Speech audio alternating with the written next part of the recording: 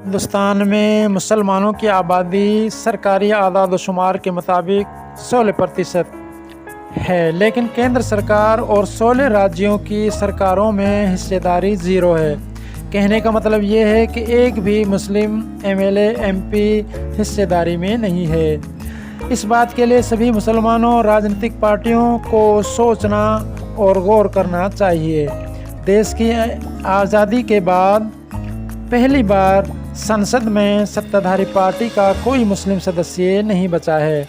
सत्ताधारी बीजेपी के पास इस लोकसभा और राज्यसभा दोनों में मिलाकर 394 सांसद हैं और पूरे प्रदेश में 1379 विधायक हैं। इन सभी सांसदों और विधायकों में एक भी मुसलमान नहीं है। पहली बार केंद्र सरकार और 16 राज्यों की सरकारों में कोई मुस्लिम मंत्री नहीं है। आज की वीडियो में हम आपको भारत की राजनीति में मुसलमानों की ख़त्म होती हिस्सेदारी को होने वाली हिस्सेदारी और इस हिस्सेदारी से भारत देश को होने वाले नुकसान की बात बताएंगे। सबसे पहले हम आपको बताते हैं कि भारत की आज़ादी से लेकर आज तक वर्तमान दौर में रिप्रेजेंटेशन के एतबार से सबसे बुरा दौर मुसलमानों के लिए चल रहा है। 1952 में देश में मुसलमानों की आबादी 10% थी, जबकि लोकसभा में मुस्लिम सांसदों का रिप्रेजेंटेशन 4% था। वहीं 2019 में मुस्लिम जनसंख्या बढ़कर 15% हो गई, लेकिन लोकसभा में मुस्लिम सांसदों का रिप्रेजेंटेशन 4.9% रहा। केंद्र सरकार में वर्तमान में आज एक भी मुस्लिम सांसद नहीं है, जबकि मुसलमानों की भारत में दूसरी सबसे बड़ी आबादी है। विधानसभा में रिप्रेजेंटेशन वाले टॉप 5 मुस्लिम आबादी वाले राज्यों की रिपोर्ट भी बताते चलें। असम में 28% मुस्लिम आबादी है और 19% मुस्लिम विधायक हैं। केरल विधानसभा में 22% मुस्लिम आबादी है और 17% मुस्लिम विधायक हैं। बंगाल विधानसभा में 23% मुस्लिम आबादी है और 14% मुस्लिम विधायक हैं। उत्तर प्रदेश विधानसभा में 13% मुस्लिम आबादी है और 9% मुस्लिम विधायक हैं। बिहार विधानसभा में 14% मुस्लिम आबादी है और 7% मुस्लिम विधायक हैं। मुस्लिम रिप्रेजेंटेशन लगातार केंद्र सरकार और राज्य सरकार की विधानसभा में लगातार घट रहा है या न होने के बराबर है। इसका असली जिम्मेदार कौन है?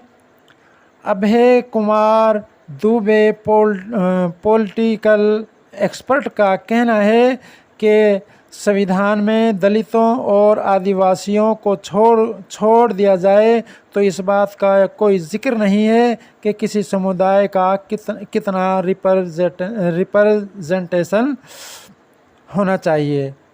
अपना संख्या बल के आधार पर अलग अलग वर्ग के राजनीतिक दल अपनी हिस्सेदारी खुद तय करते हैं। वहीं राशिद किदवई राजनीतिक एक्सपर्ट का कहना है कि हमारे देश में प्रमोशनल रिप्रेजेंटेशन है ही नहीं। भारत में ऐसा नहीं हो तो इससे भी कोई परेशानी नहीं है, क्योंकि मुस्लिम समाज से कई सारे विधायक, सांसद, राष्ट्रपति और राज्यपाल बने हैं, लेकिन इससे मुस्लिम समुदाय में कोई ख़ास फ़र्क या बदलाव देखने को नहीं मिलता। सत्ताधारी पार्टी बीजेपी ने 2014 में केवल 7 सीटों पर मुस्लिम कैंडिडेट को उम्मीदवार बनाया। 2019 में एक बार फिर सत्ताधारी बीजेपी पार्टी ने केवल 6 सीटों पर मुस्लिम कैंडिडेट को टिकट दिया। राज्यसभा में बीजेपी सत्ताधारी पार्टी के 245 राज्यसभा सदस्यों में से 91 सदस्य हैं, लेकिन इनमें कोई भी मुस्लिम नहीं है।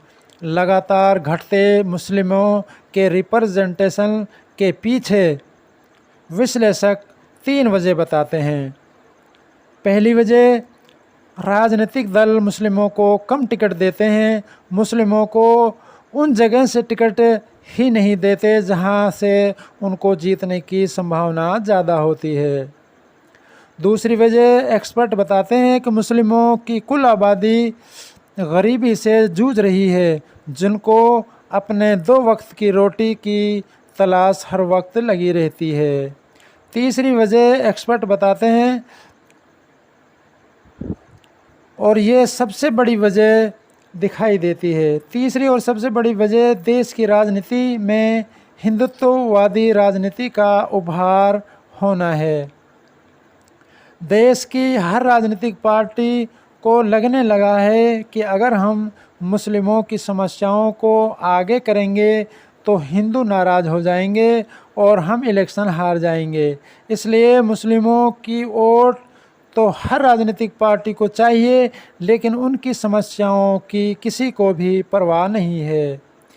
मुस्लिमों की रिप्रेजेंटेशन ख़त्म होने से देश को क्या क्या नुकसान होगा, आइए ये भी देखते हैं। पॉलिटिकल एक्सपर्ट अभय कुमार दुबे का मानना है कि भारतीय राजनीति में मुसलमानों को हाशिए पर जाने से सबसे बड़ा नुकसान यह होगा कि लोकतंत्र के 20 करोड़ मुसलमानों में निराशा होगी। इससे मुस्लिम युवा अलोकतांत्रिक गतिविधियों में लिप्त होंगे। इससे भारत के सामरिक रेटिंग भी घटेगी। फिर कई देश भारत को कर्ज देना बंद करेंगे, जिससे ट्रेड पर भी असर पड़ेगा।